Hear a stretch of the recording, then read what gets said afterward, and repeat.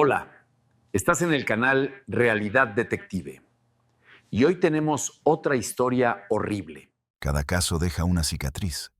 Este me marcó el alma. Todo empezó con una frase en un archivo. Mi padre creó a mi madre y a mí. El humo de incienso caro envolvía sus susurros, sellando un pacto de sangre en una mansión de estilo francés en la Roma. Soy Julián Soto, detective privado. Hoy abro un archivo que las élites de la Roma quisieran quemar. El caso de los Mendoza. Un clan que usó rituales secretos y relaciones prohibidas como credo. Una abuela que obligó a su hijo a engendrar nueva vida con su propia hija para perpetuar el linaje. ¿Quieren saber cómo la ambición y el miedo destruyeron a los inocentes tras muros de gloria antigua? No fue un martes cualquiera. Afuera caía la lluvia, monótona, helando el ánimo. Mi oficina apesta a café viejo y cansancio. El sonido de los autos era apenas un murmullo detrás del ventanal empañado. El reloj marcaba las 7:01. La minuta ya apuntaba a una noche larga. Las lámparas apenas resistían la oscuridad. Pensé en encender otro cigarro, pero la puerta se abrió antes. Valeria Mendoza, alta, elegante. Un abrigo de gamuza costoso, tacones que no combinan con la prisa ni con el miedo. Lo que sí combinaba era el temblor en sus manos. Traía consigo una carpeta marrón, gastada en las esquinas, pero con el sello dorado de la notaría Mendoza. Sus dedos estaban pálidos, y sus uñas, que supongo frescas hace días, lucían gastadas de tanto rasguñar nervios. No me gusta que los clientes lleguen sin cita, menos si son de la Roma, ese barrio donde el dinero se esconde tras cortinas de terciopelo y el silencio es más caro que cualquier abogado. ¿Busca a alguien?, dije, sin levantarme. Tengo miedo, señor Soto. Su voz era baja, ronca, como quien ha llorado demasiado. Me limito a observar. ¿La carpeta pesa más que su bolso? Sí. Me la entrega, aferrándose un segundo más del debido, como si soltarla fuera a dejar caer el último trozo de su vida. En ese instante, supe que lo que venía no era cualquier tontería de cuernos y divorcios. Valeria busca sentarse, pero no puede. La ansiedad la mantiene de pie, oscilando entre dos universos. Lea los documentos. Respiro hondo. No hay vuelta atrás. El primer vistazo es lo peor. Fotografías familiares deslumbrantes. La familia perfecta. Elegancia bordada en cada esquina. Miradas bien ensayadas. Lo falso salta al primer minuto, como el hedor de la corrupción cuando abres el cajón equivocado. Bernarda Mendoza, la matriarca. En la foto central, una mesa vestida para reyes y plebeyos.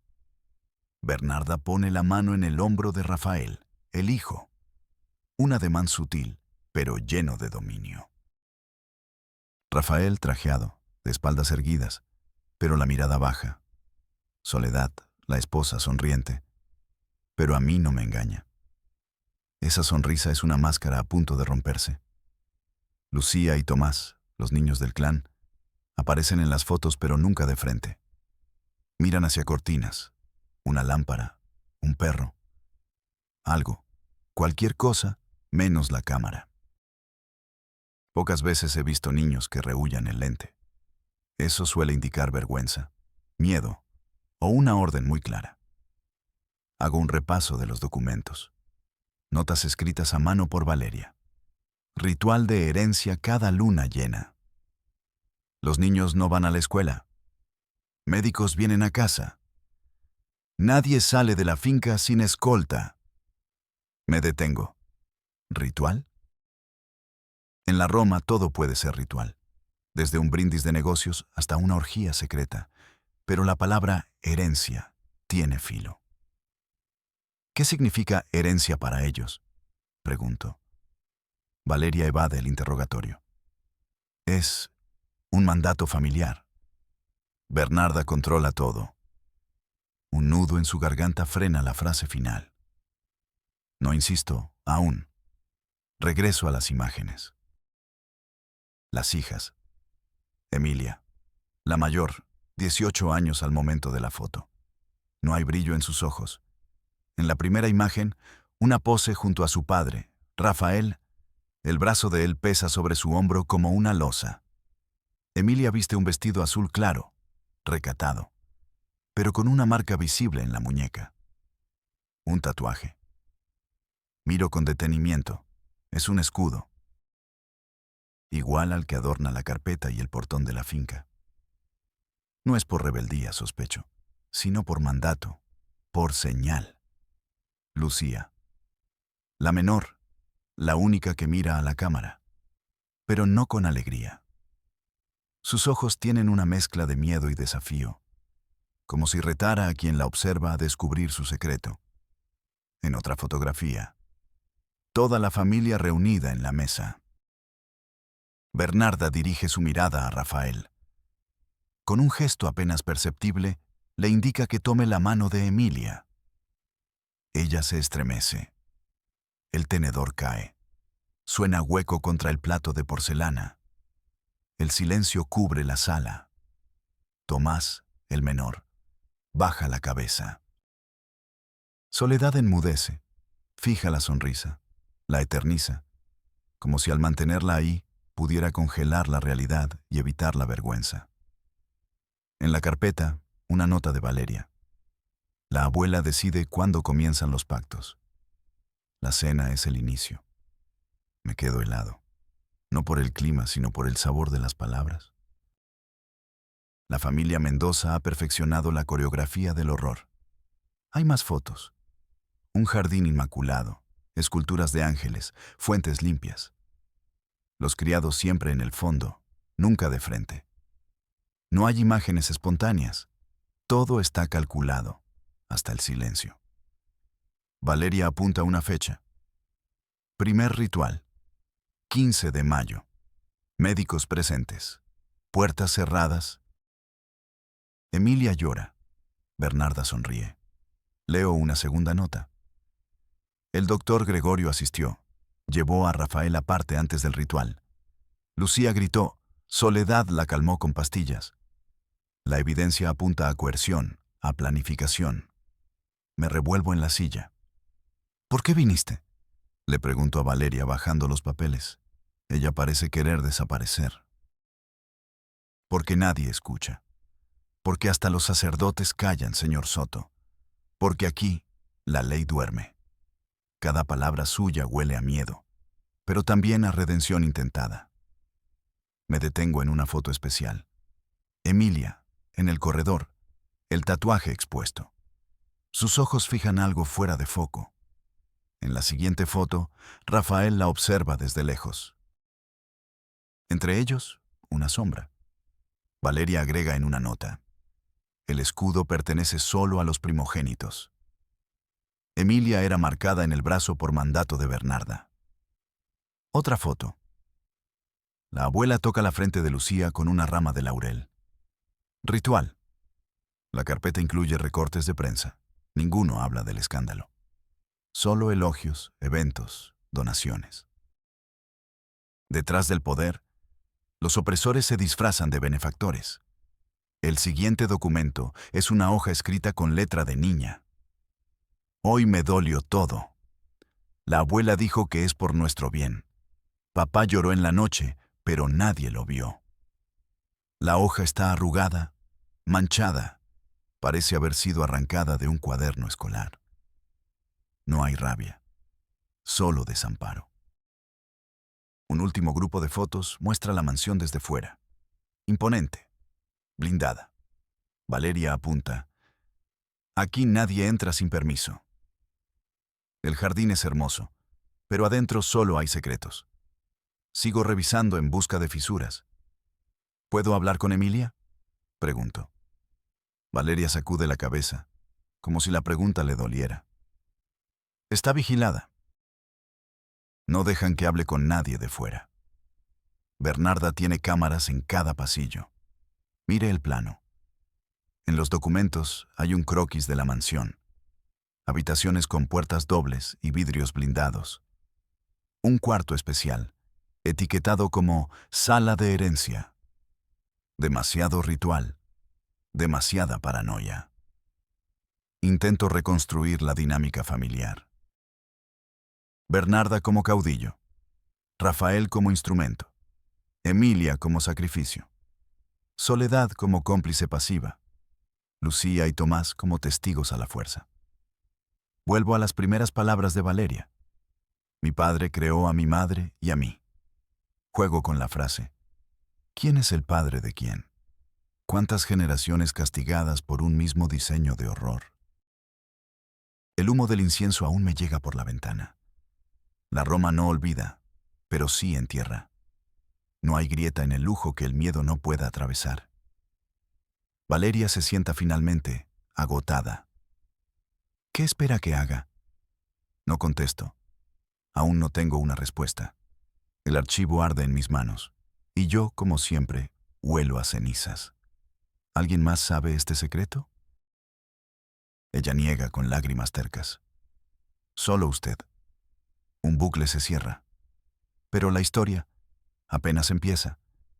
¿Quién romperá el pacto primero? ¿La víctima, el verdugo o el intruso que soy yo? Valeria se fue. El sonido de sus tacones se perdió en el pasillo, un eco de pánico que se disolvía en la noche. Me quedé solo con la carpeta, con el peso de la podredumbre Mendoza. La lluvia seguía golpeando el cristal, como si quisiera limpiar la porquería que acababa de entrar en mi oficina. Pero hay manchas que no se van con agua. El café se enfrió. No importa. El sabor amargo me mantenía anclado a la realidad. Abrí la carpeta de nuevo. Las sonrisas falsas me devolvían la mirada. La opulencia de las fotos era un insulto. Un decorado perfecto para una obra macabra. Me detuve en los detalles que antes pasé por alto. El nudo de la corbata de Rafael, ligeramente torcido, como si se ahogara. Las manos de Soledad, apretando un pañuelo fuera de cuadro. Los nudillos blancos. Pequeños gritos de auxilio en un mar de silencio. Estudié el croquis de la mansión. La sala de herencia estaba en el ala oeste. Sin ventanas. Una sola puerta de acceso, reforzada. ¿Qué clase de herencia se entrega en una bóveda? No es dinero. No son propiedades. Es algo que necesita ser contenido. Aislado, oculto.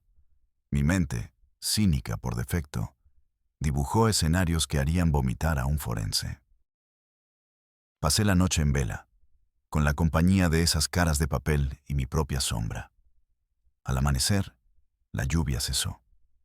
El sol de la Ciudad de México, pálido y anémico, se asomó entre los edificios. No traje luz, solo un respiro. Tenía que ver la jaula de oro con mis propios ojos. La colonia Roma, sus calles arboladas, sus casonas porfirianas. Un museo al aire libre de la riqueza de antaño y la pretensión de ahora. Un barrio donde la arquitectura grita historia y las paredes susurran secretos. Encontré la dirección fácilmente. Calle Orizaba. La mansión Mendoza no era una casa, era una declaración. Un monstruo de cantera y hierro forjado que ocupaba media cuadra. Muros altos, coronados con alambre de púas discreto, casi artístico. Cámaras de seguridad en cada esquina, como gárgolas modernas vigilando el infierno. Me estacioné enfrente. El auto era una ruina más entre los coches de lujo que pasaban, pero nadie me prestó atención. Aquí, la invisibilidad es un superpoder de los que no tienen nada. Durante horas, solo observé. La rutina era un reloj suizo. Un jardinero salía a las 8. Un proveedor de alimentos llegaba a las 10. Un auto blindado entraba y salía, pero las ventanas polarizadas no dejaban ver nada. Nadie caminaba por la acera. Nadie se asomaba a las ventanas. Era una fortaleza inexpugnable. El aburrimiento es el arma principal en la vigilancia. Te adormece, te hace bajar la guardia. Pero la paciencia paga. Cerca del mediodía, una de las cortinas del segundo piso se movió. Por un instante vi un rostro. Pequeño, pálido. Era Lucía. La reconocí de las fotos. Sus ojos se encontraron con los míos a través de la distancia. No hubo sorpresa. No hubo curiosidad infantil. Solo un reconocimiento vacío. Una mirada que había visto demasiado. Fue un segundo. Quizás 2. Luego, la cortina se cerró de golpe, como si una mano invisible la hubiera jalado. Ese segundo fue suficiente. La niña no me pedía ayuda.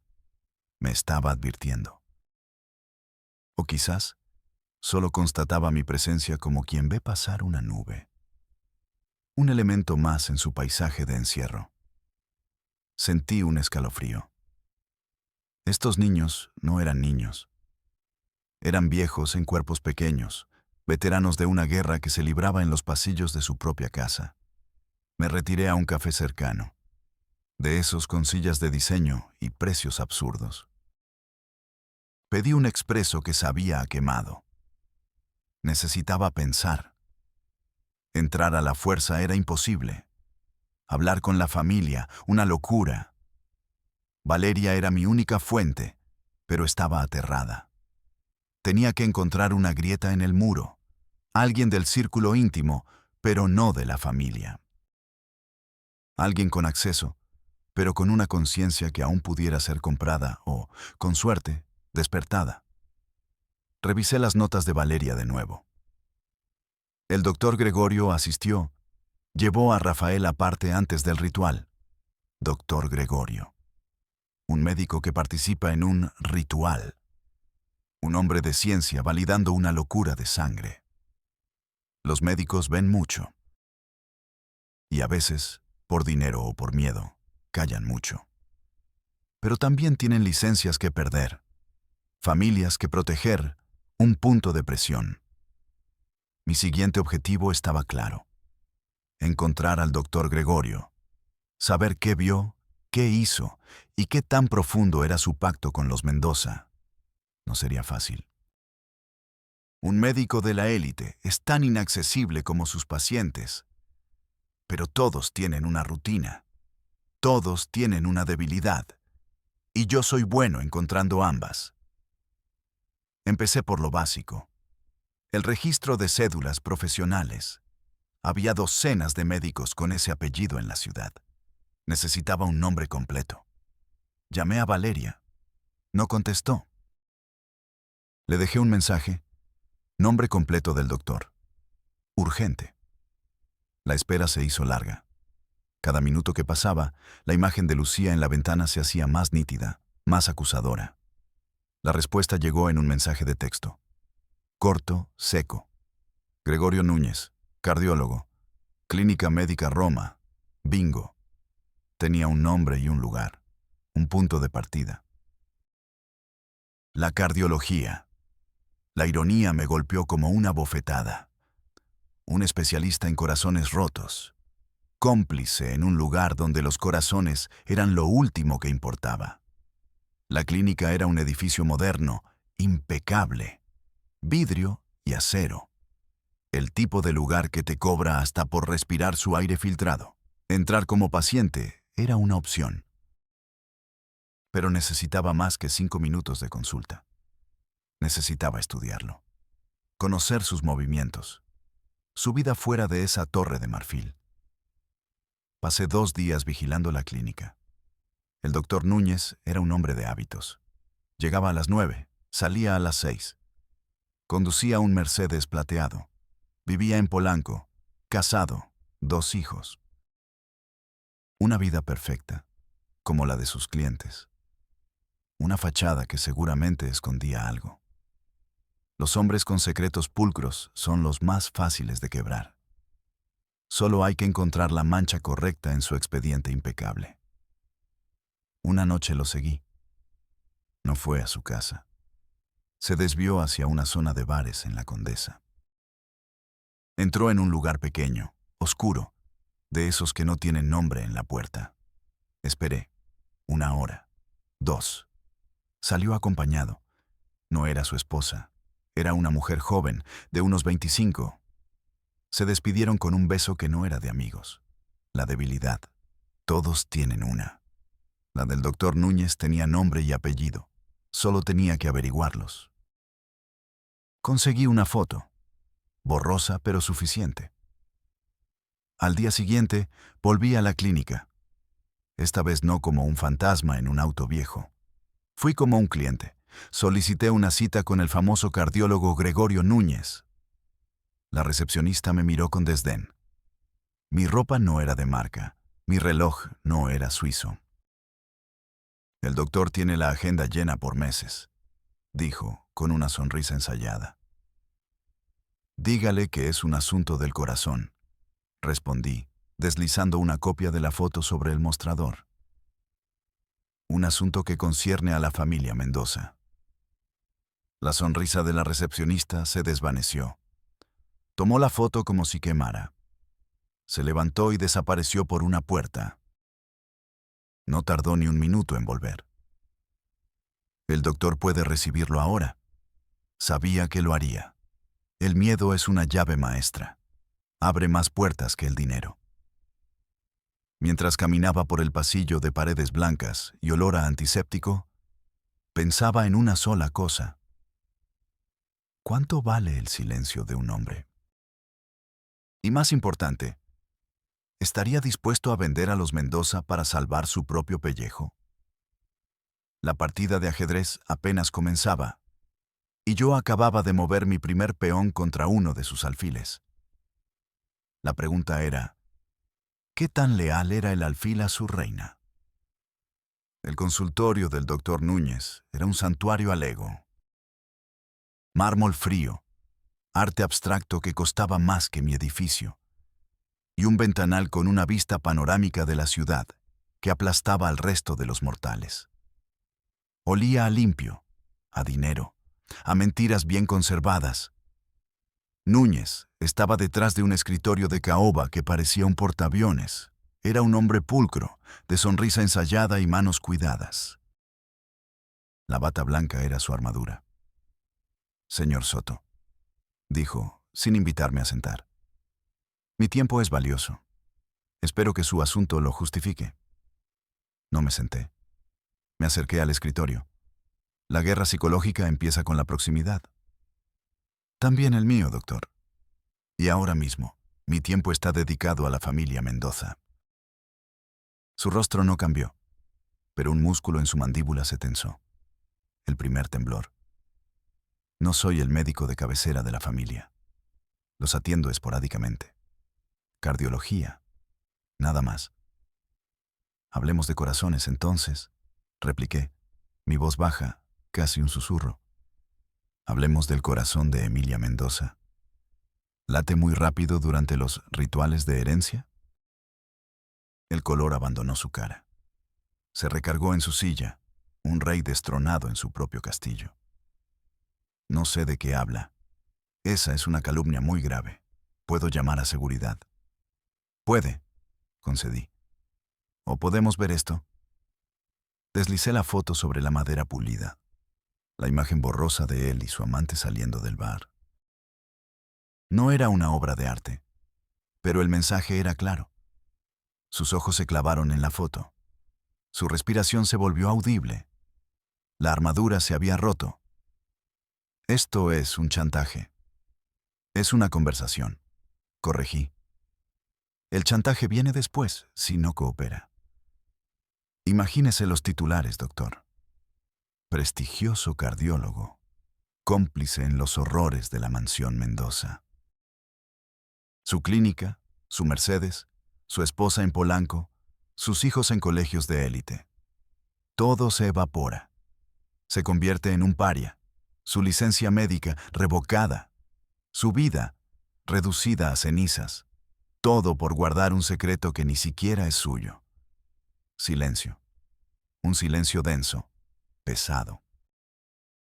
El único sonido era el zumbido del aire acondicionado, tratando inútilmente de enfriar la tensión. Finalmente, se derrumbó. No con lágrimas. Con un suspiro largo y tembloroso, el sonido de un hombre que ve su vida pasar frente a sus ojos. ¿Qué quiere saber? Su voz era un hilo. Todo, empezando por la sala de herencia. Habló. Las palabras salían a trompicones, como si le doliera pronunciarlas. Describió la sala. Blanca, aséptica, con una cama ginecológica en el centro. Mi estómago se revolvió. No era un ritual místico. Era un procedimiento clínico de pesadilla.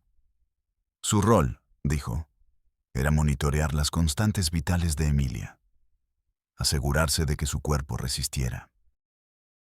A veces, administrar un sedante suave. Solo para calmarla, se justificó. Patético.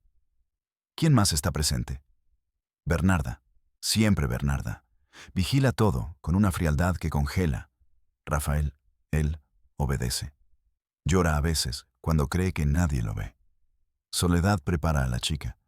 Es metódico, repugnante. ¿Y usted? ¿Solo mira? Me obligaron, susurró evitando mi mirada. Bernarda tiene información sobre un error de mi pasado. Un error que me costaría la carrera. Me tiene atrapado. Todos tienen una excusa. El miedo, la ambición. Un error del pasado. Al final, todos son cómplices voluntarios. ¿Por qué?, le pregunté. ¿Cuál es el propósito de esta locura? No es por dinero. Los Mendoza podrían comprar medio país. Núñez tragó saliva. Aquí venía la parte que más le costaba. La justificación ideológica del horror. Pureza. Bernarda está obsesionada con la pureza de su linaje. Cree que su sangre es especial, casi divina, que mezclarla con extraños la contamina. Según ella, la endogamia controlada es la única forma de preservar la esencia Mendoza. Lo veo como un deber sagrado, un sacrificio necesario. La eugenesia de los ricos, una secta familiar disfrazada de aristocracia. No era solo abuso, era una religión, una fe construida sobre la carne de sus propios descendientes. ¿Emilia es la primera? El doctor vaciló. La pregunta lo golpeó. Miró hacia la ventana, hacia la ciudad que lo admiraba sin conocer su verdadera cara.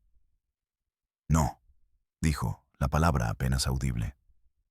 Bernarda le hizo lo mismo a su propia hija, la madre de Rafael, y antes de ella. La tradición es antigua. Emilia no es la primera víctima. Es solo el último eslabón de la cadena. Un abismo se abrió bajo mis pies. Esto no era un caso. Era una maldición generacional. Una serpiente devorando su propia cola a través de las décadas en el corazón de la ciudad más grande del mundo. Soledad, la madre de Emilia, era producto del mismo incesto. La frase de la carpeta cobró un sentido monstruoso. Mi padre creó a mi madre y a mí. Era literal. Rafael había engendrado a su hija con su propia hermana, Soledad, y ahora estaba repitiendo el ciclo con Emilia. Me levanté. Ya había escuchado suficiente. El doctor Núñez me miraba con ojos de perro apaleado, suplicando. No dirá nada, ¿verdad? Depende de usted, doctor, dije, dirigiéndome a la puerta. A partir de ahora, usted trabaja para mí. Necesito acceso a esa casa. Planos, horarios del personal, sistemas de seguridad. Cualquier cosa que me sirva para entrar. Y necesito saber cuándo será el próximo ritual. Salí del consultorio sin mirar atrás, dejándolo solo con su miseria y su vista panorámica. El aire de la calle, contaminado y denso, me pareció puro en comparación. Tenía un topo cobarde y asustado, pero un topo al fin. La información que me dio era oro y veneno a la vez. El caso había cambiado de dimensión. Ya no se trataba de rescatar a una chica. Se trataba de desmantelar un culto familiar que había operado impunemente por generaciones. La pregunta ya no era cómo detenerlos. Era cómo se combate una fe. ¿Cómo se destruye la religión de una diosa loca que ha construido su templo con los huesos de su propia familia? Bernarda Mendoza no era una simple criminal.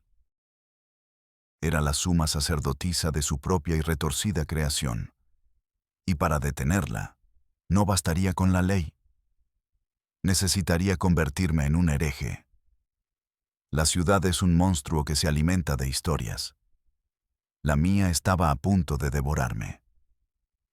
La revelación de Núñez no era una pieza del rompecabezas, era el rompecabezas entero. La podredumbre no estaba en una rama del árbol genealógico.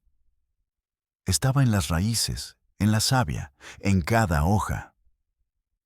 Volví a mi oficina sintiendo el peso de generaciones de silencio. Ya no era un detective buscando pruebas de un crimen. Era un arqueólogo desenterrando una tumba familiar, con los cuerpos todavía calientes. 2 días después, un sobre Manila apareció debajo de mi puerta. Sin remitente. Dentro, una memoria USB y una nota escrita con letra temblorosa. Todo lo que sé. Déjeme en paz. Núñez era un cobarde, pero un cobarde eficiente. Conecté la memoria a mi computadora. La pantalla se iluminó con el esqueleto de la mansión Mendoza. Planos arquitectónicos detallados. Rutas de escape de incendios. El sistema de cámaras de seguridad, con los modelos y los ángulos de visión. El horario de la servidumbre. Listas de proveedores. Era la anatomía completa de la fortaleza. El doctor me había entregado las llaves del reino, no por valentía, sino por pánico a perder el suyo. Pasé horas estudiando los planos. La sala de herencia era el corazón oscuro de la casa, tal como Núñez describió, sin ventanas.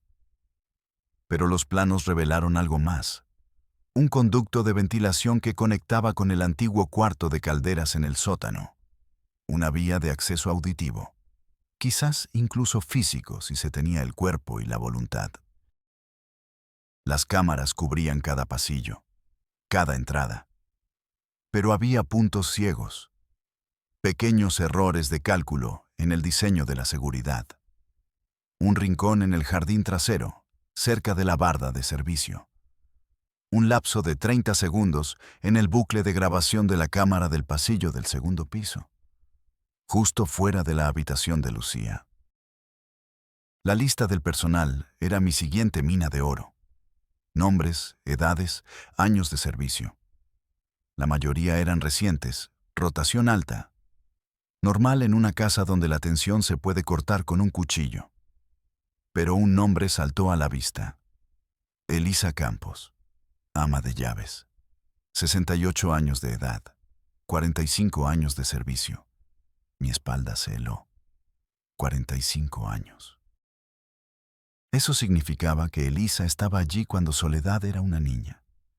Estaba allí cuando Bernarda era más joven, pero igual de monstruosa.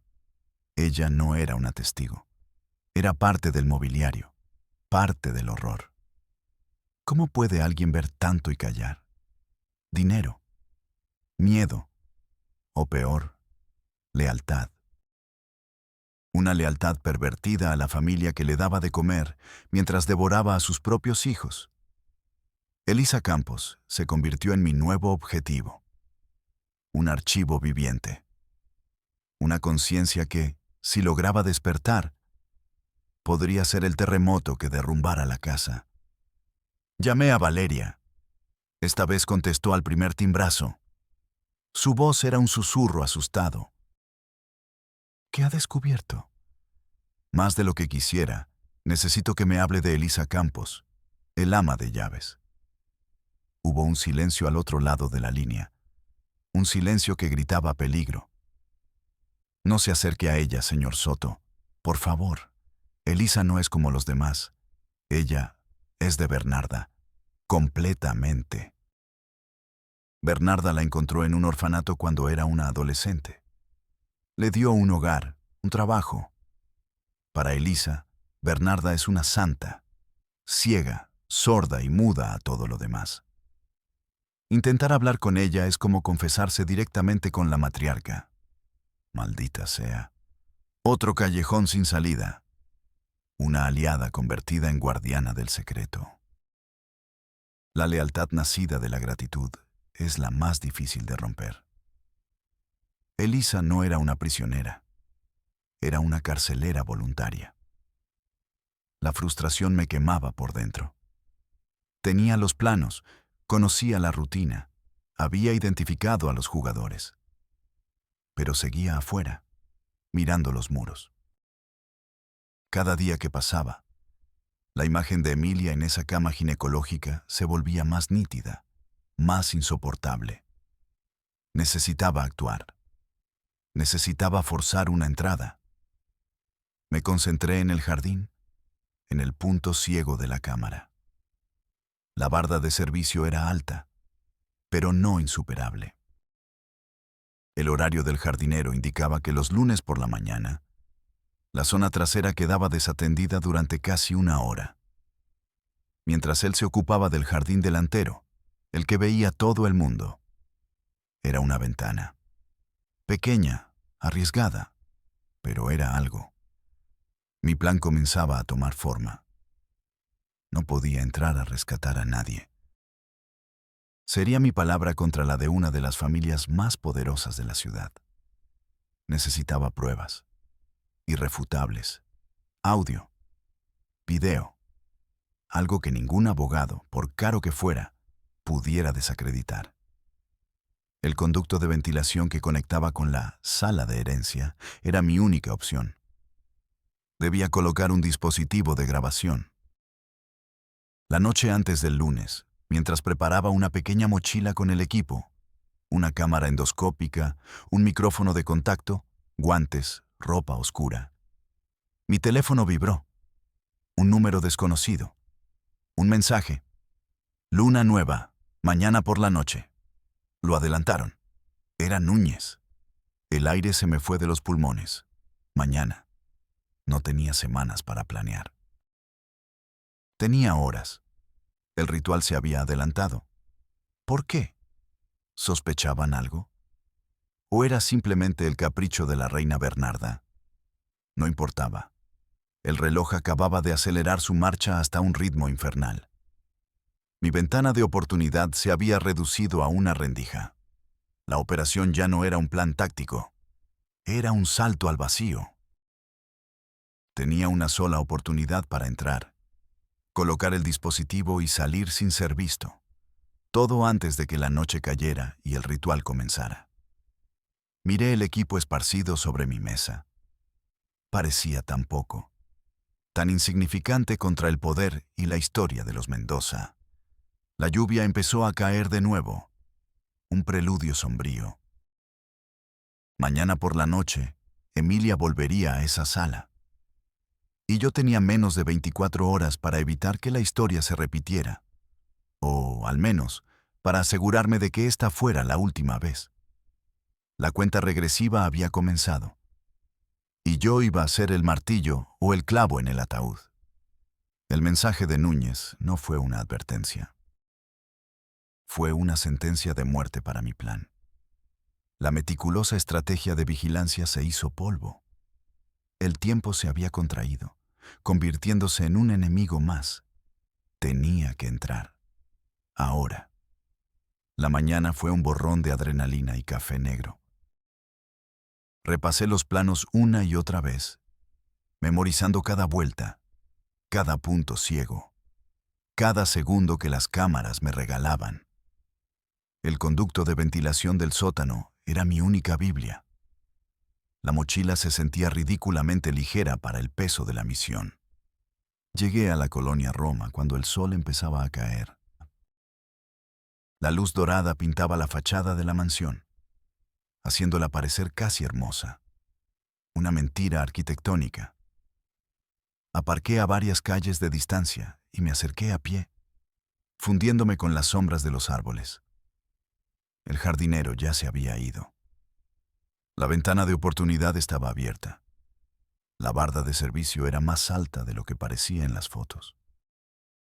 2,5 metros de piedra y enojo. El alambre de púas en la cima brillaba con malicia. Lancé una pequeña cuerda con un gancho de agarre. El ruido fue mínimo, ahogado por el murmullo lejano del tráfico. Escalé. Mis músculos protestaron. No soy un atleta. Soy un hombre que pasa demasiado tiempo sentado, remojando sus culpas en alcohol barato. Por un segundo, mi pie resbaló en la piedra húmeda. El corazón me dio un vuelco. Me vi en el suelo, con un tobillo roto, esperando a que la seguridad privada me encontrara. Pero me aferré. La desesperación es un buen combustible. Caí al otro lado, en el jardín trasero. El césped estaba perfectamente cuidado, húmedo por el riego automático. El aire olía a tierra mojada y a flores caras. Un aroma dulce y nauseabundo, como el perfume en un funeral. Me moví pegado a la pared, una sombra reptando hacia el sótano. Cada ventana era un ojo que podía abrirse en cualquier momento. Cada crujido de una rama bajo mis pies era un disparo en la noche. Una luz barrió el jardín. La de un guardia de seguridad en su ronda. Me pegué al muro. Contuve la respiración. Me convertí en una piedra más. El haz de luz pasó a centímetros de mi cara.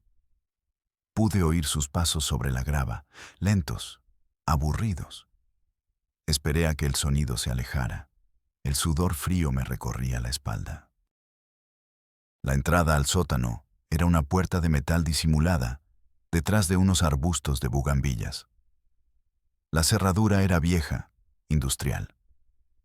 Mis ganzúas la abrieron en menos de un minuto. El chirrido de la puerta al abrirse fue atronador en el silencio. Entré y la cerré detrás de mí con un cuidado infinito. Oscuridad total. Encendí una pequeña linterna de baja intensidad. El sótano olía a tierra húmeda y a tiempo estancado. Tuberías oxidadas corrían por el techo como venas enfermas. Cajas de madera viejas, muebles cubiertos con sábanas blancas como fantasmas. Este era el subconsciente de la Casa Mendoza, el lugar donde se guardaba todo lo que no debía verse. El verdadero rostro de la opulencia. Encontré el cuarto de calderas. La máquina era una bestia de hierro, silenciosa y fría.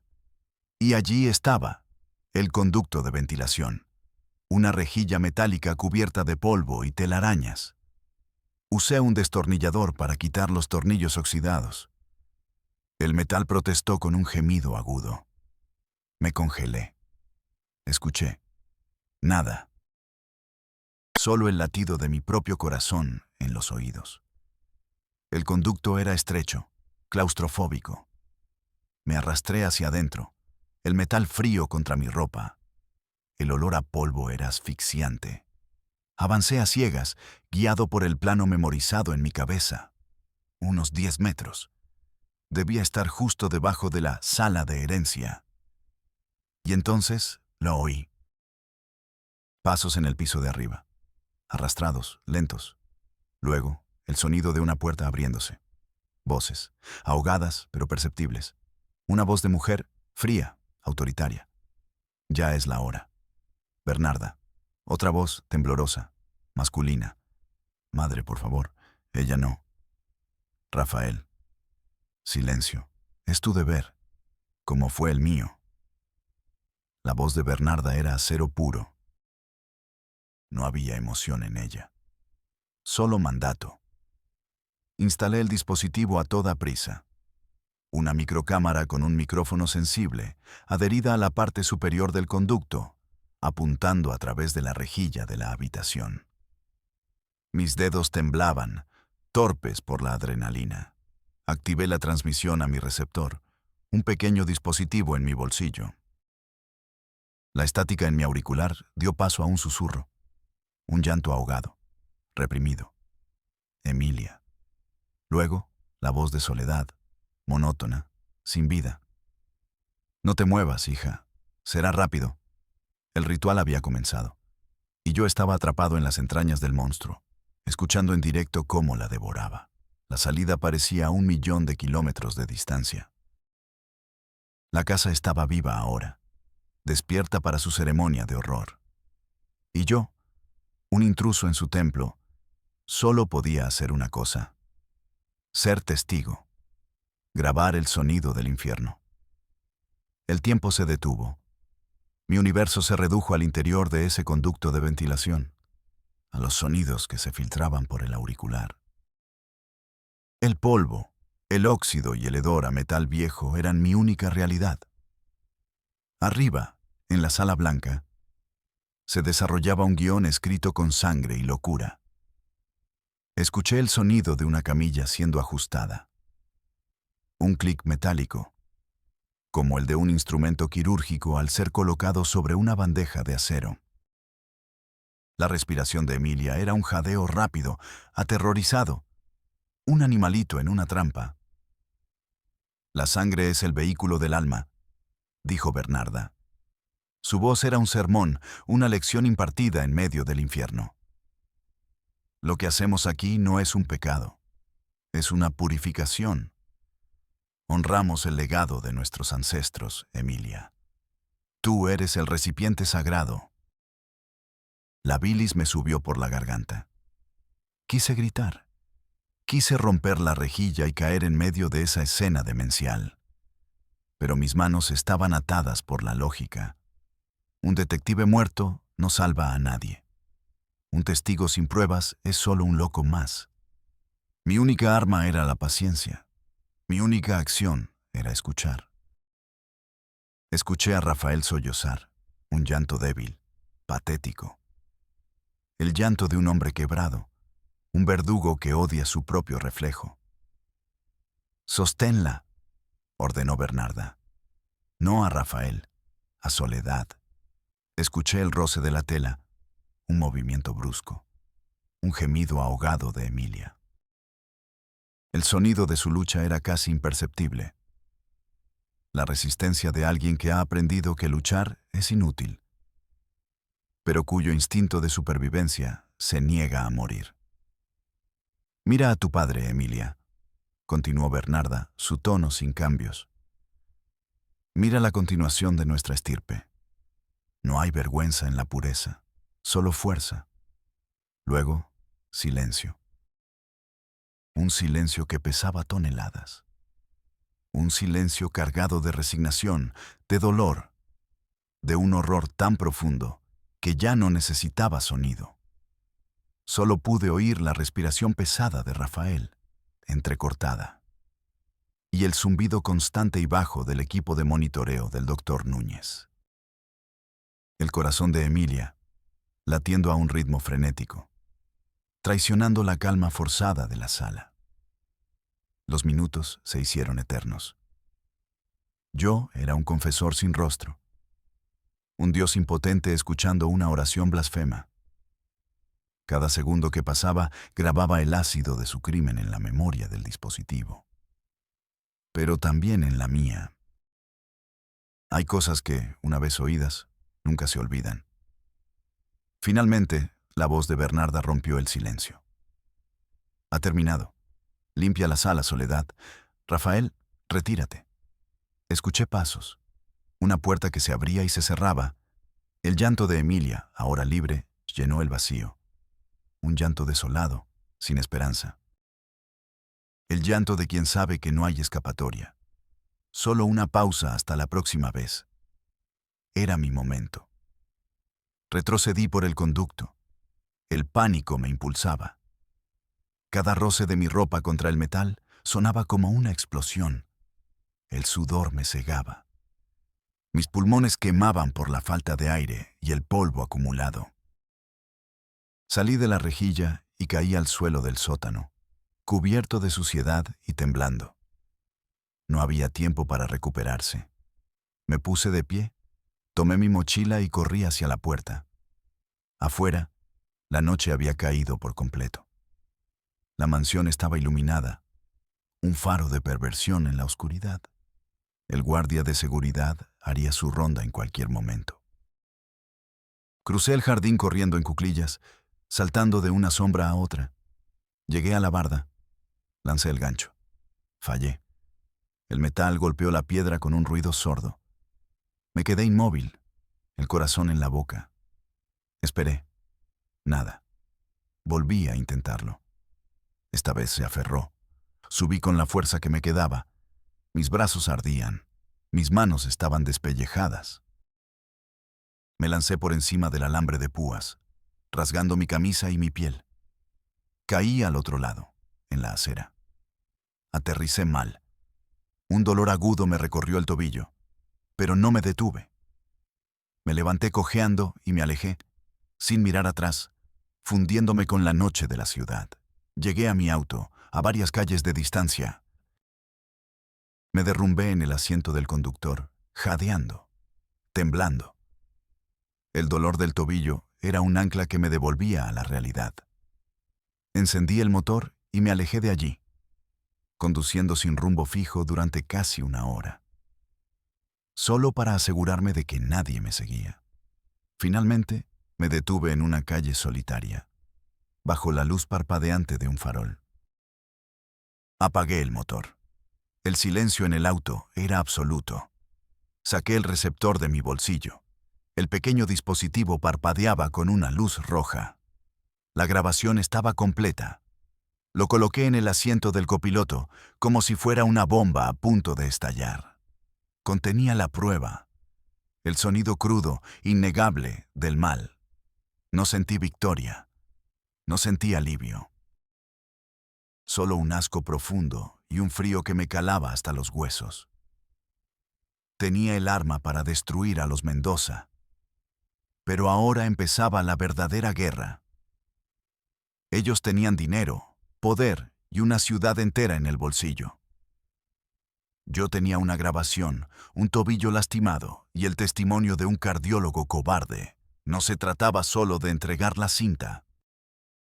Se trataba de sobrevivir para que la verdad saliera a la luz. Y sabía, con una certeza helada, que ellos ya habían empezado a buscar al ladrón que profanó su templo. Mi nombre, tarde o temprano, aparecería en su lista. La vuelta a mi oficina fue un descenso a un infierno personal. La cojera de mi tobillo era un recordatorio constante y doloroso de la fragilidad de mi plan, de la suerte estúpida que me permitió salir de allí. Cerré la puerta con 3 cerrojos. Me serví un whisky, no para celebrar, sino para apagar el temblor de mis manos. El líquido ambarino quemó mi garganta, pero no pudo tocar el frío que se había instalado en mi pecho. Me senté en mi silla gastada, la única testigo silenciosa de mis incontables fracasos y escasas victorias. Puse la grabación. El aire de mi oficina se llenó con los susurros de la mansión Mendoza. La voz de Bernarda, nítida, precisa, era la de una cirujana exponiendo una teoría. No había locura en su tono, y eso era lo más aterrador. Era la voz de la convicción absoluta. La sangre es el vehículo del alma. Tú eres el recipiente sagrado. Cada palabra era una blasfemia pronunciada con la serenidad de una oración. Luego, el llanto reprimido de Emilia, el sollozo quebrado de Rafael y el silencio. Ese silencio espantoso, preñado de un horror que las palabras no podían contener. Escuché la grabación 1, 2, 3 veces. Con cada reproducción, el odio se solidificaba dentro de mí, convirtiéndose en una piedra fría y pesada. Tenía la prueba, el arma definitiva. Pero, ¿qué se hace con un arma así en una ciudad donde la justicia tiene precio y los jueces comen de la mano de los monstruos? Podía ir a la policía. Entregar la cinta a un capitán de distrito que probablemente recibiría una llamada de un abogado de los Mendoza antes de que yo saliera de su oficina. La evidencia se perdería. El caso se archivaría por falta de pruebas. Yo acabaría en una zanja o con cargos inventados por allanamiento y espionaje. Conozco el baile. Lo he visto demasiadas veces. Number. La policía no era una opción. No al principio. Hice 5 copias de la grabación. Las guardé en diferentes memorias USB. Una la envié por mensajería a una caja de seguridad que tengo bajo un nombre falso en otra ciudad. Otra la escondí en un libro hueco en mi estantería, un cliché que, por serlo, a veces funciona. La tercera la cosí en el forro de mi abrigo viejo. Las otras 2 las guardé en lugares que solo yo conozco. Paranoia es solo un nombre elegante para la experiencia. La noche se hizo larga. No pude dormir. Cada sombra que se movía en la calle, cada auto que reducía la velocidad frente a mi edificio, era una amenaza. Ya no era Julián Soto, detective privado. Era un hombre con un secreto que podía derrumbar un imperio. Y los imperios no caen sin luchar. Sabía que Bernarda Mendoza no era de las que dejan cabos sueltos. En algún momento notarían la violación, y su ira sería metódica, implacable y sin límites. Necesitaba un plan. Necesitaba un ariete para romper sus murallas, uno que el dinero no pudiera detener. Y solo se me ocurrió un nombre: periodismo. La artillería pesada. Busqué en mi agenda un número que no había marcado en años. Ricardo Galván, un periodista de la vieja escuela. De los que fuman demasiado, beben más de la cuenta y creen, contra toda evidencia, que la verdad todavía importa. Habíamos chocado en un par de casos. Él buscaba el titular, yo, la justicia silenciosa. No éramos amigos. Éramos 2 depredadores que se respetaban a regañadientes. Galván dirigía una pequeña publicación digital, una de esas que sobreviven con donaciones y publicidad escasa, pero que se atrevía a publicar lo que los grandes periódicos callaban. Si alguien podía hacer estallar esta bomba y sobrevivir a la onda expansiva, era él. Pero entregarle la historia era abrir la caja de Pandora. La vida de Emilia, de Lucía, de Tomás, se convertiría en un espectáculo mediático. Sus caras estarían en todas partes. Su trauma, diseccionado por expertos de pacotilla en programas matutinos. ¿Tenía derecho a hacerles eso? ¿Salvarlos de un infierno para arrojarlos a otro? La pregunta me torturó durante horas, pero la alternativa era peor: el silencio. Que el ritual se repitiera, que Lucía ocupara el lugar de Emilia, que el ciclo continuara, generación tras generación, oculto tras los muros de la opulencia. Tomé una decisión. El daño ya estaba hecho. Mi trabajo no era borrarlo, sino detener la hemorragia. Y a veces, para cauterizar una herida, hay que usar fuego. Marqué el número. Sonó 1, 2, 3 veces. ¿Quién habla? La voz de Galván era rasposa, como el papel de lija. Sonaba cansado, como yo. Soto. Julián Soto.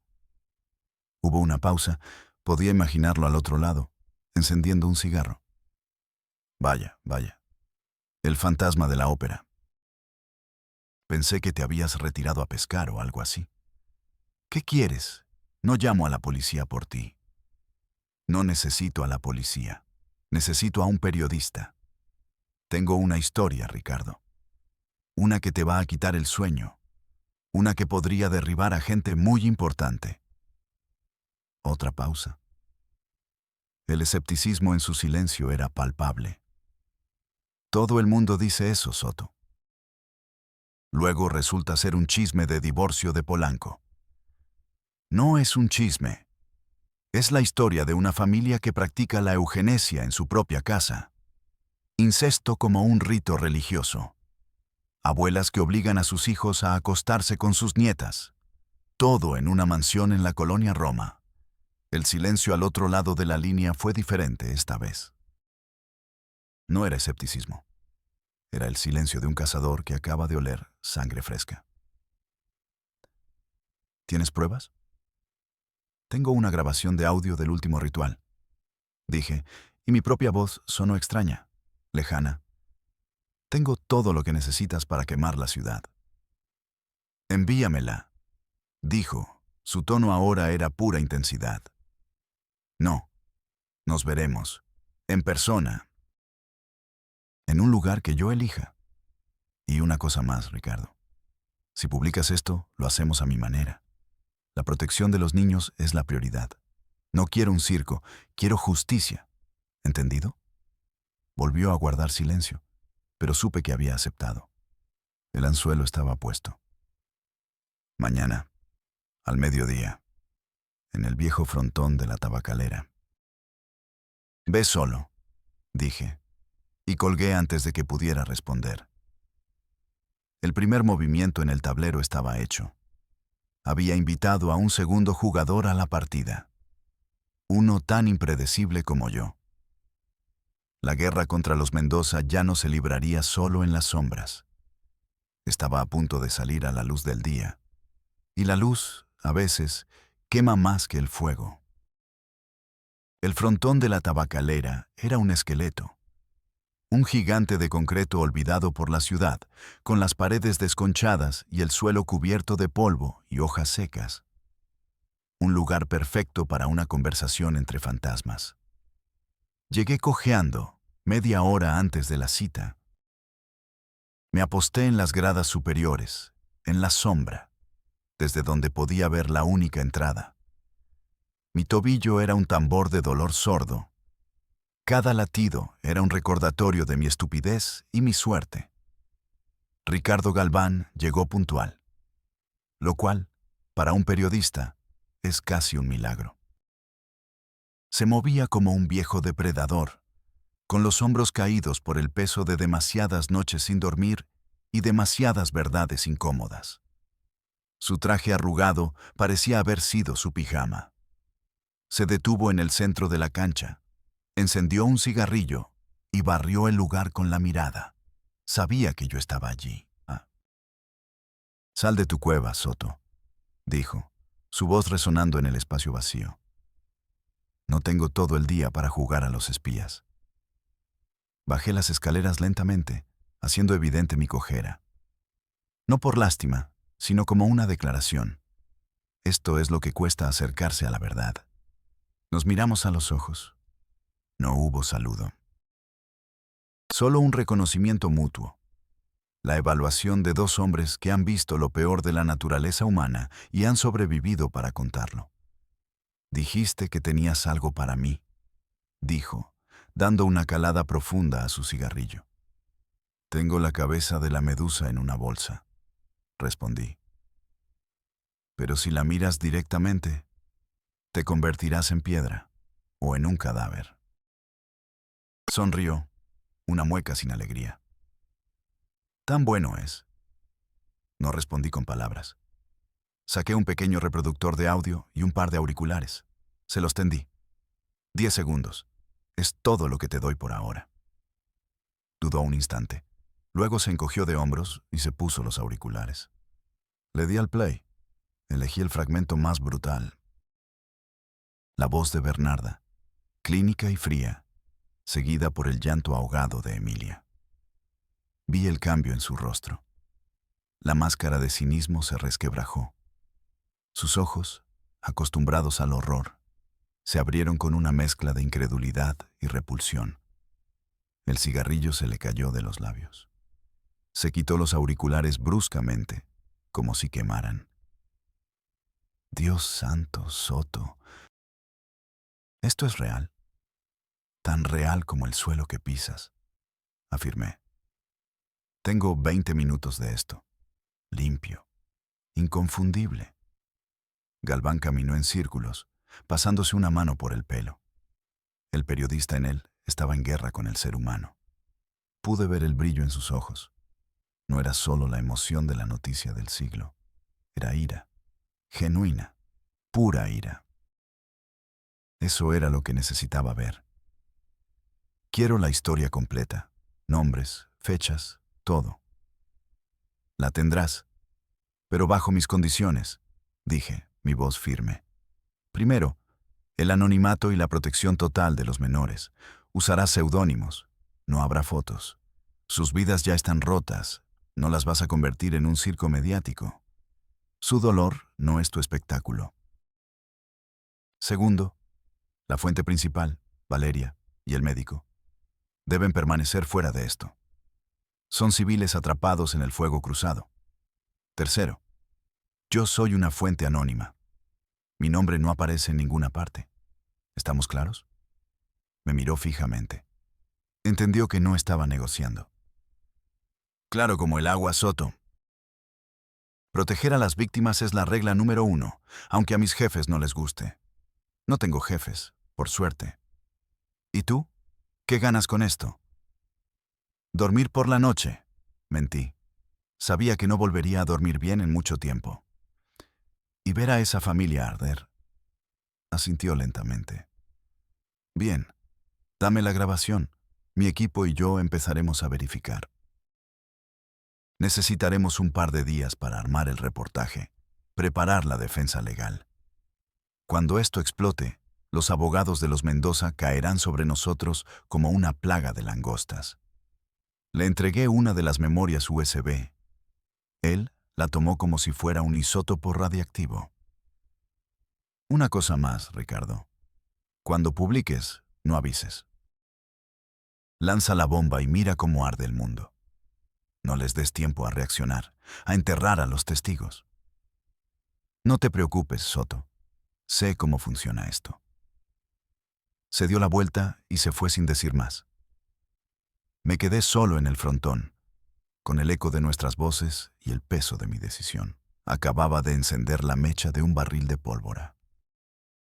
Ahora solo podía esperar la explosión. Regresé a la seguridad de mi oficina. La sensación no era de victoria, sino de una ansiedad helada. Había cedido el control. Había confiado en un hombre tan roto como yo. Me sentía desnudo, expuesto. Mi primer instinto fue llamar a Valeria. Necesitaba saber que estaba bien. Marcó el número. Respondió con un susurro tembloroso. «¿Señor Soto?» «Soy yo. Solo quería saber cómo estaba. Tengo miedo. No he salido de mi apartamento en 2 días. Siento que me vigilan. Mantenga la calma. Quédese ahí. No hable con nadie. Las cosas se están moviendo. Pronto todo terminará. No sé si la tranquilicé o la asusté más. Probablemente lo segundo». Pasé el resto del día y la noche siguiente en un estado de alerta máxima, revisando la calle desde mi ventana, sobresaltándome con cada ruido. El teléfono sonó a las 3 de la madrugada. Un número bloqueado. Contesté. Silencio. Solo el sonido de una respiración al otro lado. Luego colgaron. Estaban jugando conmigo. O me estaban localizando. A la mañana siguiente, mientras el reportaje de Galván debía estar a punto de salir, mi teléfono volvió a sonar. Era Valeria, pero no era su susurro asustado. Era un grito desgarrador. «Señor Soto, ha pasado algo terrible». «¿Qué pasa, Valeria? Hable claro». «El doctor Núñez», sollozó. «Anoche tuvo un accidente. Su coche cayó por un barranco en la carretera a Cuernavaca. La policía dice que perdió el control. Pero yo sé que no fue un accidente. Lo han matado, señor Soto. Nos están cazando». Colgué el teléfono. El auricular se sentía como un trozo de hielo en mi mano. El primer cuerpo. Había subestimado su velocidad, su crueldad. No estaban esperando a que la bomba explotara. Estaban cortando los cables antes de tiempo. Y yo era el siguiente en la lista. La noticia de la muerte de Núñez No fue un susurro, fue un disparo a quemarropa. El teléfono en mi mano pesaba 1 tonelada. El accidente del doctor no era una coincidencia, era un mensaje. Un mensaje escrito con sangre y neumáticos sobre el asfalto. El primer pago por la profanación de su templo. Uno de mis peones había sido eliminado del tablero, y yo sabía, con una certeza que helaba la sangre, que el rey enemigo ahora venía por mí. Mi oficina, mi santuario, se convirtió en una trampa mortal. Cada ventana era una mira telescópica, cada sombra en el pasillo, un asesino a sueldo. La paranoia dejó de ser una precaución y se convirtió en instinto de supervivencia. Me moví con una urgencia fría, metódica. Primero, la destrucción. Quemé mis notas. Cada trozo de papel que me conectaba con el caso Mendoza se convirtió en cenizas en el cenicero de metal. Formateé el disco duro de mi computadora, borrando cualquier rastro digital. Mi vida, mis casos, mi existencia en ese espacio, reducida a humo y datos corruptos. Segundo, la supervivencia. Tomé una mochila. Dentro, una de las memorias USB, la que llevaba siempre conmigo. Todo el efectivo que tenía guardado. Un par de identificaciones falsas que no había usado en años. Una pistola semiautomática y 2 cargadores extra. Ropa de recambio. Lo esencial para desaparecer. Antes de salir, hice una última llamada. A Galván. No sonó. Saltó directamente al buzón de voz. Malo. Podían haberlo intervenido. O podía estar en medio de la tormenta, preparando la publicación. Dejé un mensaje codificado, una frase que habíamos usado en un caso antiguo. El envío de la bodega 7 se adelantó. La mercancía caduca al amanecer. O la mueves ahora, o la perdemos toda. Significaba, publica ya o nos matan a todos. Era todo lo que podía hacer. Abandoné mi oficina, mi hogar durante más de una década, sin mirar atrás. No bajé por el ascensor. Usé las escaleras de servicio. Salí por el sótano, a través del estacionamiento, y me perdí en la multitud anónima de la avenida Insurgentes. Durante horas, caminé sin rumbo, cambiando de metro, subiendo y bajando de autobuses. Un fantasma huyendo de otros fantasmas. Mi tobillo protestaba con cada paso. Un dolor punzante que me mantenía anclado a la realidad de la casa. Terminé en un hotel de paso cerca de la estación de autobuses del norte. De esos lugares que no hacen preguntas, donde las paredes han visto más miseria que un confesionario. Pagué en efectivo por 2 noches, usando un nombre que no era el mío. La habitación olía a lejía y desesperación. La ventana daba a un patio interior lleno de basura. Era perfecto. Me senté en el borde de la cama, la pistola sobre la mesita de noche, y esperé. Las horas se arrastraron como heridos de guerra. Cada sonido en el pasillo era una amenaza. Cada sirena en la distancia, el anuncio de mi propio final. El sol se puso. La noche cubrió la ciudad.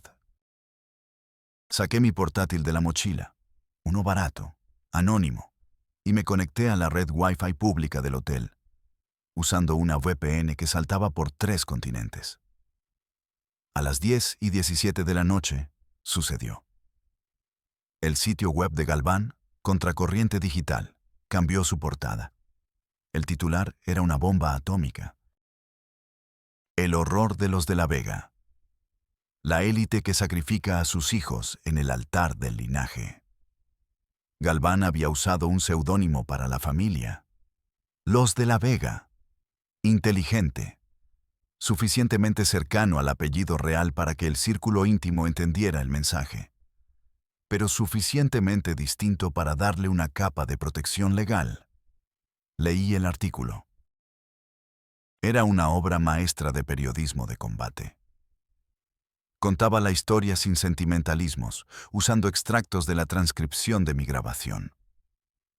La voz de Beatriz, Bernarda, sonaba como la de un monstruo calculador. El artículo describía la mansión en la colonia imperial, Roma, la dinámica familiar, el encierro de los niños, el ritual del legado. Mencionaba la complicidad de un médico de la familia y citaba a una fuente cercana, aterrorizada, Valeria, y hablaba de la investigación de un detective privado, anónimo. En menos de 10 minutos, el artículo se volvió viral. El nombre Los de la Vega explotó en las redes sociales. #horror. En la Imperial se convirtió en tendencia número 1 en el país. La gente compartía el artículo con una mezcla de horror, indignación y morbo. Los comentarios eran una avalancha de furia. La bomba había estallado. Y la onda expansiva estaba sacudiendo los cimientos de la élite de la ciudad. Sentí una punzada de triunfo. Un triunfo amargo, solitario, en una habitación de hotel que apestaba a fracaso. Lo había logrado. La verdad estaba fuera. El secreto de los Mendoza, su poder más preciado, se había hecho añicos en la plaza pública. Pero mi alivio duró poco. Actualicé la página de noticias de un periódico importante. Ya había una reacción. Un comunicado oficial del bufete de abogados más caro de México, en representación de la honorable familia Mendoza. Negaban categóricamente las calumnias y difamaciones malintencionadas, publicadas por un pasquín digital en busca de notoriedad. Anunciaban una demanda multimillonaria contra Contracorriente Digital y quienes resulten responsables. Y luego, el golpe final. El comunicado afirmaba que la familia estaba de luto por la trágica y prematura muerte de un querido amigo, el doctor Gregorio Núñez, y que encontraban repugnante que se utilice su memoria para tejer estas fantasías grotescas. Estaban reescribiendo la narrativa en tiempo real, convirtiendo a Núñez en un mártir y a ellos en las víctimas. Eran buenos, terriblemente buenos. La historia ya no era mía, ni siquiera de Galván. Pertenecía a la opinión pública, una bestia voluble y hambrienta. Los Mendoza no se esconderían. Saldrían a luchar con todas sus armas: dinero, abogados, influencias y violencia. La guerra ya no era en las sombras.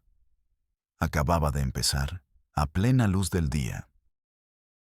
Y yo, oculto en mi madriguera, sabía que su primer objetivo sería desacreditar la fuente, cortar la cabeza de la serpiente. Apagué el portátil. La luz de la pantalla desapareció, devolviéndome a la penumbra de la habitación. La cacería se había vuelto oficial. Y el cazador ahora tenía nombre, aunque todavía no lo hubieran dicho en voz alta: el detective anónimo. La única pieza suelta que podía conectar la grabación con la realidad. La única voz que podía pararse en un estrado y decir: yo estuve allí. Yo lo escuché todo. Y sabían que tenían que silenciarme. Para siempre. La victoria olía a lejía y a miedo. En la sordidez de aquella habitación de hotel, el triunfo era un animal solitario y malherido. Había ganado una batalla. Pero la guerra, la verdadera guerra por la supervivencia, apenas comenzaba. Los Mendoza no eran una familia, eran un estado. Y yo acababa de cometer un acto de traición contra su corona. El comunicado de sus abogados fue el primer cañonazo. Negación, contraataque, victimización. Una obra maestra de la manipulación de la opinión pública. Mi grabación era poderosa, pero ellos tenían algo más poderoso: la costumbre. La costumbre de la gente de no querer creer que el mal absoluto puede vivir en una mansión con jardines cuidados y donar a obras de caridad. El teléfono vibró sobre la cama. Un mensaje de texto de un número desconocido. Una sola foto. Era el portal de entrada del edificio de apartamentos de Valeria. Estaba oscuro, pero bajo la luz de un farol se veía una figura recargada contra la pared. Un hombre corpulento, de traje barato y mirada vacía. Un soldado, esperando. Mi sangre se convirtió en hielo. El mensaje era claro. La tenemos. Y ahora, te tenemos a ti. Estaban usando a Valeria como cebo. Sabían que me sentía responsable. Sabían que un hombre como yo, con un código moral estúpido y anticuado, no abandonaría a una civil en el campo de batalla. Tenía dos opciones: quedarme en mi agujero y esperar a que la encontraran muerta en una zanja, como a Núñez, o salir y caminar directo hacia la trampa. No era una opción, era una condena. Apagué el teléfono, saqué el chip y lo partí en dos. Recogí mi mochila y mi pistola. Antes de salir, miré mi reflejo en el espejo agrietado del baño. Un hombre cansado, con los ojos de un animal acorralado. No era un héroe, era un idiota a punto de cometer su último error. No fui al apartamento de Valeria. Sería un suicidio. Tenía que cambiar el juego. Si ellos querían cazarme, yo tenía que convertirme en el cazador. No podía salvar al cebo, así que tenía que ir por el dueño del perro. Tenía que volver al origen, a la mansión. La idea era una locura. Volver al lugar del que apenas había escapado con vida. Pero la locura, a veces, es la única estrategia que el enemigo no puede prever. La casa de los Mendoza era un circo. Un enjambre de camionetas de noticieros, reporteros gritando preguntas a un muro de piedra y policías formando un cordón inútil. La noticia había creado un monstruo mediático que ahora asediaba la fortaleza. Y el caos era mi mejor aliado. Rodeé la manzana. La atención estaba centrada en el frente. La parte trasera, la barda de servicio por la que había entrado, estaba curiosamente tranquila. Habían dejado de vigilar la puerta trasera para concentrarse en la delantera. Un error. Un pequeño error de arrogancia. Creían que nadie sería tan estúpido como para volver. Escalé el muro de nuevo. Esta vez, el dolor en mi tobillo era una furia sorda. Caí al otro lado. El jardín estaba igual de impecable, pero el aire estaba cargado de una tensión diferente. Era el silencio del ojo del huracán. Mi objetivo no era Bernarda. Enfrentarla era inútil. Ella era un muro de fanatismo. Mi objetivo era el eslabón débil. El hombre que lloraba en la oscuridad. Rafael. Entré al sótano como la primera vez. El silencio era total. Subí por una escalera de servicio que, según los planos de Núñez, llevaba a un pasillo poco transitado del ala de las habitaciones. Me moví como un fantasma, cada sentido en alerta máxima. Y lo encontré. Estaba en la biblioteca. Una habitación inmensa, forrada de libros que probablemente nadie había leído nunca. Estaba de espaldas a la puerta, sirviéndose un trago. Su mano temblaba tanto que el hielo tintineaba contra el cristal. La presión lo estaba quebrando. Entré sin hacer ruido. La resaca de la conciencia es la peor de todas, ¿verdad, Rafael? Dije, mi voz baja. Se giró de golpe. El vaso se le cayó de la mano, estrellándose contra el suelo de mármol. El pánico en sus ojos fue absoluto. Me miró como si viera a un muerto. ¿Quién es usted? ¿Cómo entró? ¿Guardias? No te molestes, dije levantando mi pistola, no para amenazarlo, sino para mostrarle que la partida había cambiado. No gritarás. Porque si lo haces, tu madre sabrá que fallaste de nuevo, que dejaste entrar al lobo en el gallinero. Eso lo detuvo. El miedo a su madre era más fuerte que el miedo a mí. ¿Qué quiere? ¿Dinero? Quiero darte algo que perdiste hace mucho tiempo, dije, acercándome. Tu alma. Saqué el pequeño reproductor de audio. No necesitaba los auriculares. Puse el volumen al máximo. El sonido llenó la biblioteca. La voz de su madre. Sus propios sollozos. El llanto aterrorizado de su hija. Rafael se llevó las manos a los oídos, como si pudiera bloquear la verdad. Se encogió sobre sí mismo, un hombre adulto reducido a un niño aterrorizado. «Apáguelo. Por favor, apáguelo». «No puedo», dije, mi voz sin emoción. «Esto ya no se puede apagar. Esto es lo que eres. Esto es lo que tu madre te obligó a hacer». La pregunta ¿es esto lo que quieres seguir siendo por el resto de tu vida? Yo no quería. Ella me obligó. «Todos tienen una excusa», grité, mi propia rabia finalmente desbordándose. Núñez tenía la suya. Soledad tiene la suya. ¿Cuál es la tuya, Rafael? ¿Que eres demasiado débil para proteger a tu propia hija de tu propia madre? La puerta de la biblioteca se abrió. Era Bernarda. Parada en el umbral, su figura delgada proyectaba una sombra inmensa. No había sorpresa en su rostro, solo un frío desprecio. Detrás de ella, dos de sus gorilas. «Veo que la basura encontró la forma de volver a entrar», dijo, su voz cortando el aire. «Señor Soto, su pequeña aventura ha terminado». Miró a su hijo, acurrucado en el suelo. Una mueca de asco cruzó su rostro. «Levántate, Rafael. No me avergüences». Pero algo se había roto en él. La grabación, mi voz, la humillación pública, la combinación fue demasiado. Rafael levantó la cabeza. Sus ojos ya no eran de miedo, eran de un odio puro, nacido de décadas de sumisión. «No», susurró. Bernarda arqueó una ceja. «¿Qué has dicho?» «No», gritó Rafael, poniéndose de pie de un salto. Su rostro estaba congestionado por el llanto y la rabia. «Se acabó, madre.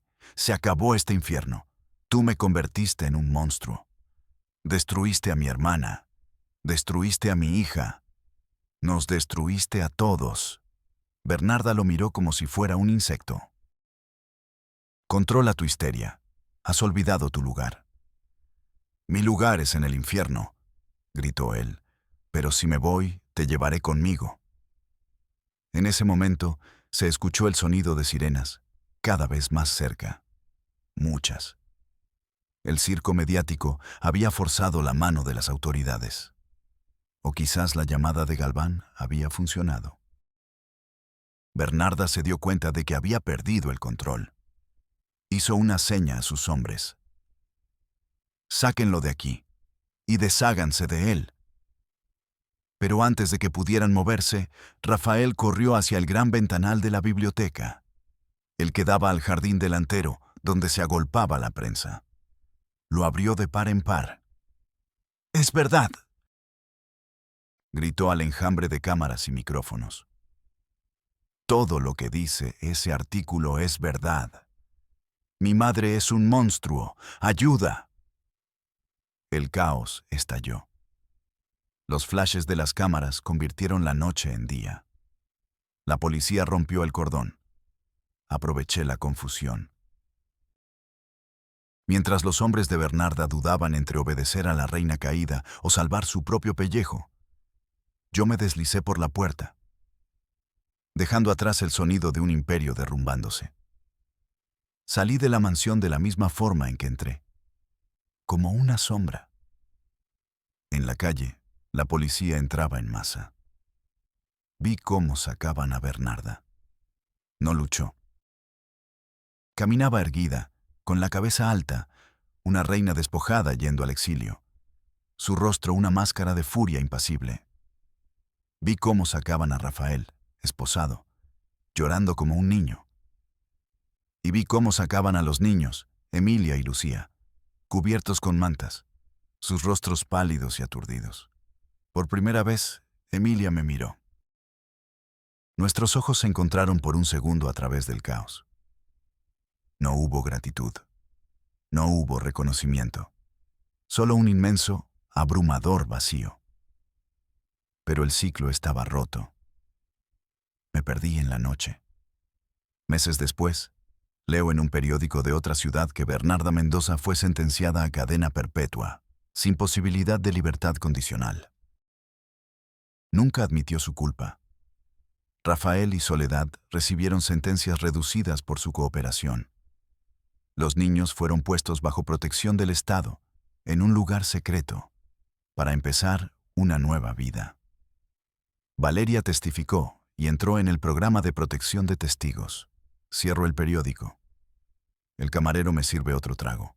El local es anónimo, como yo. Estoy a cientos de kilómetros de la Ciudad de México, con otro nombre, otra vida. Cada caso deja una cicatriz. Este me arrancó un pedazo del alma. Pero a veces, para que algo nuevo crezca, hay que quemar el campo hasta los cimientos. La justicia no es limpia, no es bonita. A veces es solo el sonido de las cenizas siendo barridas por el viento, dejando un espacio vacío donde antes solo había oscuridad. Y en ese vacío, con suerte, algo de luz puede empezar a filtrarse. O eso quiero creer.